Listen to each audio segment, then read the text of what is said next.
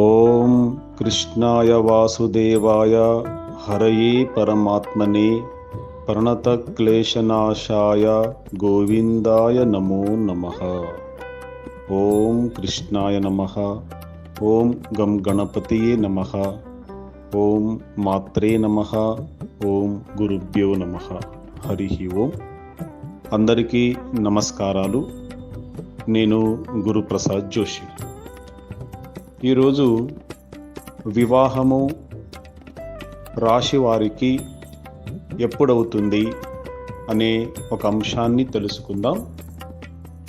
వివాహం అనేది సంప్రదాయాలు, ఆచారాల ప్రకారం వివాహం ద్వారా ఇద్దరు వ్యక్తులను కలిపే పవిత్రమైన వేడుక. వివాహాలు సాధారణంగా ఉత్సాహభరితమైన మరియు రంగురంగుల విస్తృతమైన వ్యవహారాలు వివాహంలో ఉంటాయి. మీ రాశి ప్రకారం పెళ్లి సమయాలు మారుతూ ఉంటాయి. ప్రతి ఒక్క రాశి యొక్క స్వభావం, జీవనశైలి మరియు ప్రేమ గురించి మనసులో ఉన్న ఆలోచనలు వివాహ కాలాన్ని ప్రభావితం చేస్తాయి. పెళ్లి సమయాన్ని అంచనా వేయడానికి ప్రధానంగా జ్యోతిష్య అంశాలు తెలుసుకోవడం ముఖ్యం. అందులో 7వ ఇల్లు, ఇది మన సప్తమ స్థానము, వివాహ స్థానమని చెప్తారు. ప్రతి ఒక్కరి జన్మ కుండలిలో జన్మ లగ్నం నుంచి 7వ ఇల్లు, సప్తమ స్థానము వివాహానికి సంబంధించినది. పెళ్లి యోగాలు మరియు దానికి సంబంధించిన సమయాలు ఈ ఇల్లు ద్వారా నిర్ధారించవచ్చు. రెండవది శుక్రుడు. శుక్రగ్రహము మనందరికీ వివాహాధిపతి. శుక్రుడు ప్రేమ, ఆకర్షణ, సుఖశాంతిని సూచించే గ్రహం. ఇది పెళ్లి సంబంధాలపై ప్రభావం చూపుతుంది. మూడవది గురు గ్రహం. గురు శ్రేయస్సు, మధుర సంబంధాలు, మంచి వివాహ యోగాలు.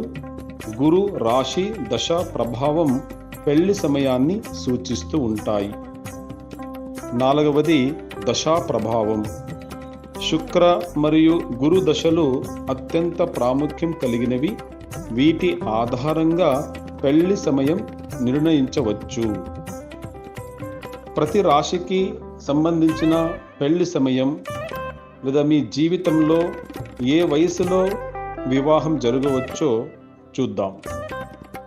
మేషరాశి వారికి 22 నుంచి 26 సంవత్సరాల మధ్యన వివాహం జరుగుతుంది. వృషభ రాశి వారికి 25 సంవత్సరాల నుంచి 30 సంవత్సరాల మధ్యన వివాహం జరుగుతుంది.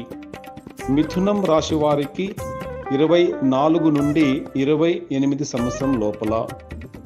కర్కాటకము 26 సంవత్సరం నుంచి 32వ సంవత్సరం లోపల వివాహం జరుగుతుంది.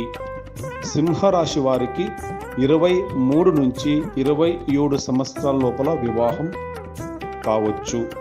కన్య రాశి వారికి 25 నుంచి 30 సంవత్సరాల లోపల వివాహం జరుగును.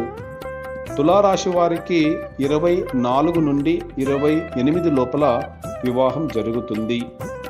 వృశ్చిక రాశి వారికి 27వ సంవత్సరం నుంచి 32వ సంవత్సరం లోపల వివాహం జరుగుతుంది.